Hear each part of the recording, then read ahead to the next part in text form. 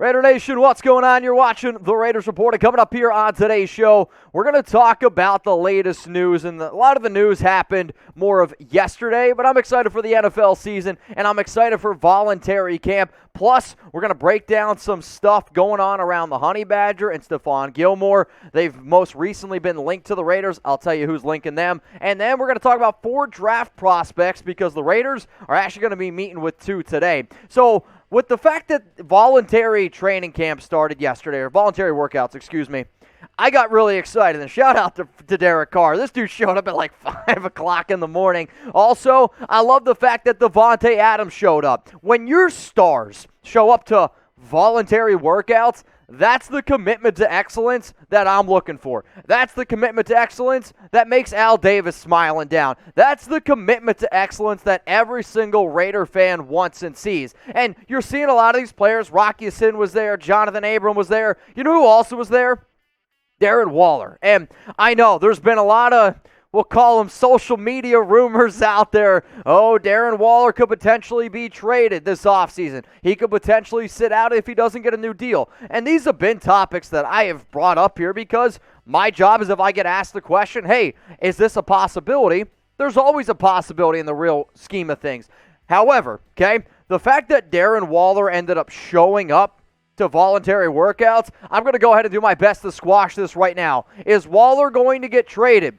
0 no Chucky heads, tuck rule, tuck that. If you see the rumor origin, which I show on every show, it's the internet. I don't know who first started it, but you know what? I'm going to go ahead and try to end it. Waller showed up, and he still might want a new deal. Hell, I still think he deserves a big-time pay raise. But if you're showing up to voluntary workouts, why would you sit out during regular training camp? And I think it just shows Waller is a professional, Waller wants to be a Raider, and Waller isn't going anywhere. So the fact that our star showed up, all I want to do is this. Type down in those comments right now, JWB for Just Win, baby, because I love the commitment to excellence that you're seeing. And one of the things that I loved last season, and you can pick apart a lot of things about last year, however, the Raiders bonded together as a locker room. The fact that Crosby's showing up after his big due payday, after him becoming a soon-to-be father. You're seeing all the players do the right things, and you combine that with Josh McDaniels, Dave Ziegler, somebody who's going to bring in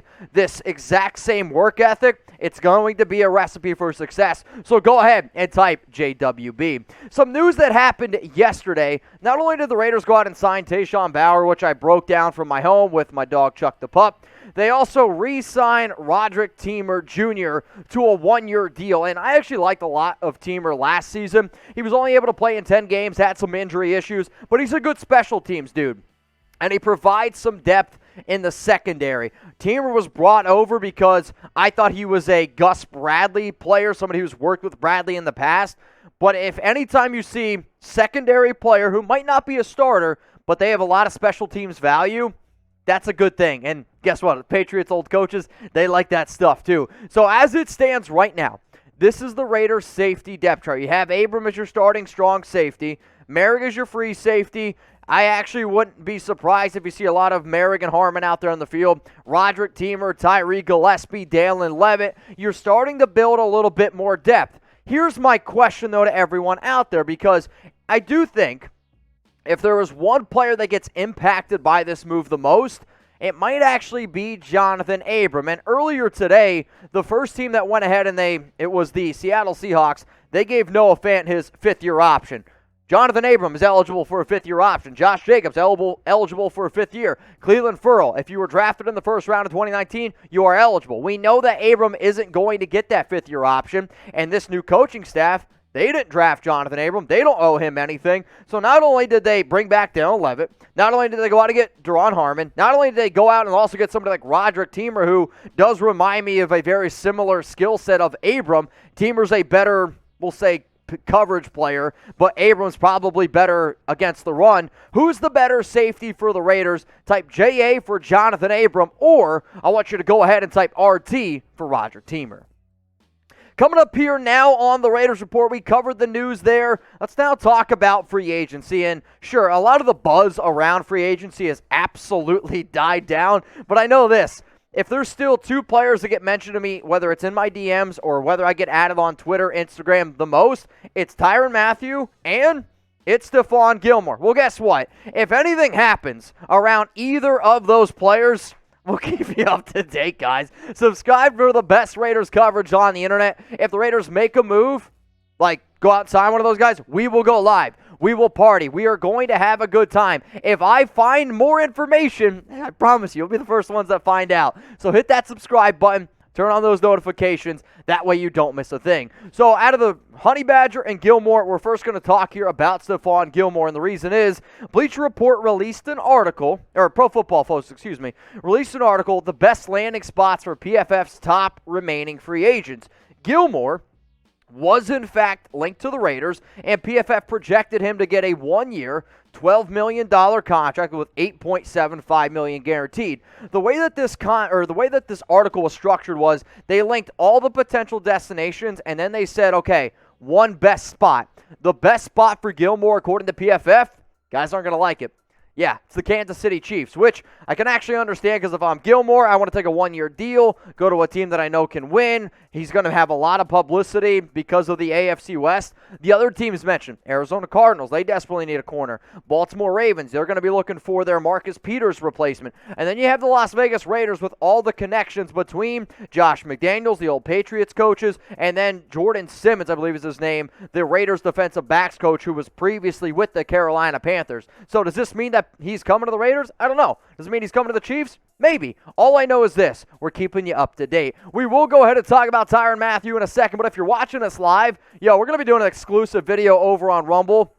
So go ahead and give us a follow right now, rumble.com/Raiders Report. If you're watching this on a later date, one of my biggest sells on why you should go ahead and give us a follow on Rumble is not only going to get extra content, but when I think about when I was a kid and I would listen to podcasts, or even now when I go and take Chuck for a walk, I'm trying to watch YouTube or listen to YouTube, and as soon as I exit out of the screen, the show stops. If you're over on Rumble, you can listen to the Raiders Report, put it in your pocket, close your screen, and it will play in the background like a podcast. So if you're doing something else and you get sick and tired of closing your phone and the show stops, go ahead, if you don't want to see me, go ahead and give us a follow on Rumble, rumble.com/Raiders Report. Somebody who I'd love to see in silver and black, and fun fact, shout out to Max Crosby, Honey Badgers are actually silver and black. But again, in that same exact article that I just talked about with Stephon Gilmore, the best landing spots for PFF's top remaining free agents, Gilmore was ranked 2 on that list, the Honey Badger was ranked 3.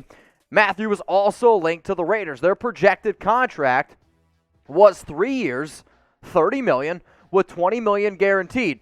I do think that the reason why he's getting more money and more longer years is because he's just been healthier, though Gilmore is getting more money because it's a shorter term deal. In terms of the top destinations, PFF thought that the Philadelphia Eagles made the most sense. Then it was the Indianapolis Colts, the Las Vegas Raiders, the New Orleans Saints, and the Pittsburgh Steelers. And a show, I believe at this point now, it's like last week or maybe even 2 weeks ago on Chat Sports, I said that I could see him going back to New Orleans. If I was a betting man, I would bet on the Honey Badger going back to New Orleans, but as long as he's linked to the Raiders, hey, man, we're going to talk about it. So who's the better fit in Vegas? Because it's not always about who's the better player. It's about who is the better fit for Patrick Graham, for this defense, and all the other holes that we have. Is it Stephon Gilmore? You can go ahead and type SG. Is it Tyrann Mathieuu? I want you to go down to the comments section right now and type TM. I love Gilmore. I love everything that he brings. But I really, truly believe that the Honey Badger gives you more versatility. And when I hear Patrick Graham talk, when I really think of all the great Patrick Graham defenses that I've seen, the key word there is versatility. It's not that I don't like Stephon Gilmore. I do. I like him a lot. But then the other thing I'll say is this. How many times have the Raiders gone out and signed a big-name free agent and either A, they get banged up, or C, you just can't even rely on them? And I don't really want that. I know, I skipped B. It's fine. So the Honey Badger, he's just been healthier, and he's played in a lot more games than Stephon Gilmore. So if it comes down to me splitting hairs, I'm going to split hairs on a dude who has shown me that he's been able to be healthier, adds a little bit more versatility to this defense, and you can use him in a lot of different ways. That's why I'm going to go ahead and take the Honey Badger as the better option. But even though we're talking about them and it's April 12th, I don't think either of these guys end up signing until after June 1st. Sorry, I know, it's a long time, but the reason why these two guys should wait until after June 1st, you wait until after the NFL draft, and then June 1st is the day that a lot of teams, like the Raiders, get extra money. The Raiders are going to get about $20 million after June 1st because they moved on from Carl Nassib, and they moved on from Corey Littleton. And if you're a player and you know that you have a lot of value, Mathieou's the top safety out there, Gilmore's the top corner, your value isn't going to go down. If anything, it's going to go up the longer and longer teams wait. Therefore, you go ahead and you make the move after June 1st. So I do have a big announcement that I'm going to go ahead. I'm going to be live on Sunday, 5 p.m. Eastern Time, 2 p.m. Pacific. So if you are subscribed, shout out to you. If you haven't already, there's going to be a link in the comments. There's going to be a link in the description. You can click on that link and then click the reminder bell. That way when I go live on my big announcement Sunday, it's I'm really excited. We've waited a long time. And it's going to be something that if you're a loyal Raiders Report watcher, you're going to be really excited about. So we're going to do a special live show on Sunday. Set a reminder, 5 p.m. Eastern Time, 2 p.m. Pacific. All right, so we talked about the latest news. We talked about free agency. Let's now talk about the 2022 NFL Draft and the latest buzz going on. And I'll tell you what. I saw this news bit come out this morning, and I got excited. Luckily, you can't see underneath the table because I love Tariq Woolen. This is one of my favorite prospects, and Sam just said perf. You know what? I don't care. Sure, I'll take the heat here because Tariq Woolen is a player that I would love to see in a Raiders helmet. This guy is an athletic specimen, and to be honest, if the Raiders were to take Woolen, I really think that Al Davis would just be smiling, man. I mean, it would just be the ultimate move. This guy is big at 6'4", 205 pounds, and he is just an athletic freak. He ran a 4.2640 at the combine. Now, there's some NFL scouts that I've talked to that said Woolen could go in round 1. That would surprise me. I've heard some people say round 2 is a possibility. Obviously, you're hoping that you can get him at round 3, pick 86.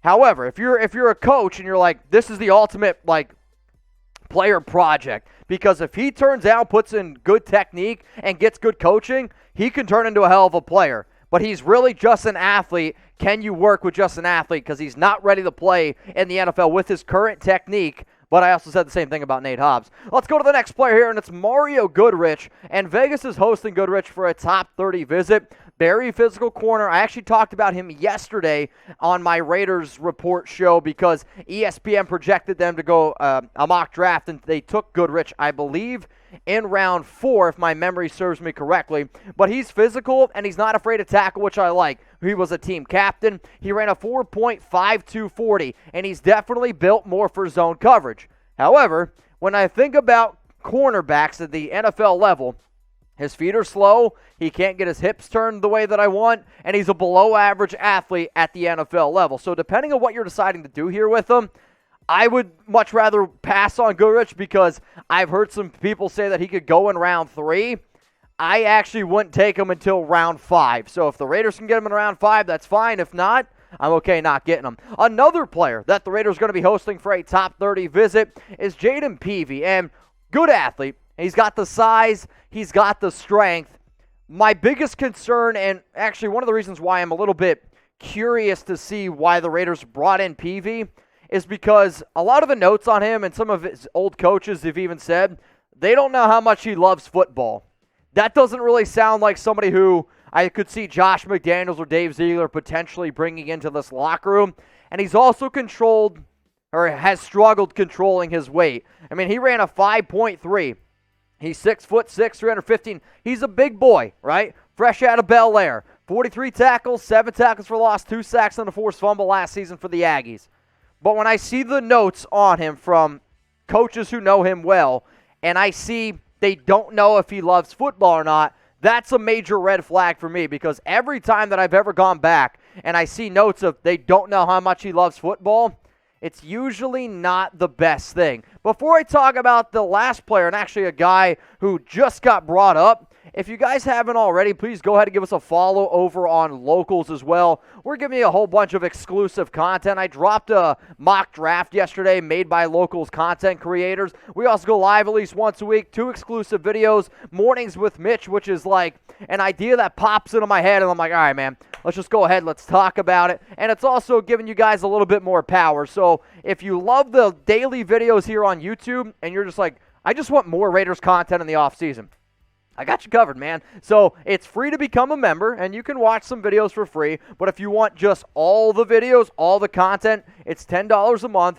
or $100 for the year. We give you the first 2 months for free. Go ahead and join, RaidersReport.locals.com. Another player that I talked about yesterday, because in the latest ESPN full 7-round mock draft, curious if they had an inside source, E.J. Perry is now coming in for a visit with the Raiders, and this was another player who, in that ESPN mock, the Raiders ended up taking in round 7 at pick 227.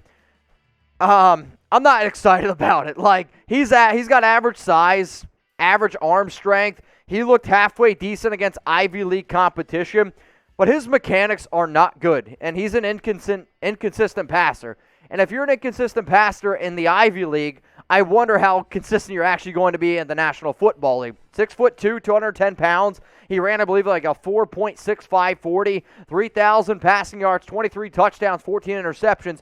My cousin, who used to play football in the Ivy League as a quarterback, actually, I texted him before today's show, and I was like, hey, man, can you give me any notes on this kid? Can you make some contacts? He said that he actually heard that he's actually not the best quarterback that's come out of Brown since he's graduated. I don't know another quarterback that's come out of Brown, but I also know this. Josh McDaniels said about a week ago that he likes finding quarterbacks and trying to turn them into projects because teams are more willing to give up more draft picks and more draft capital for projects if they end up hitting.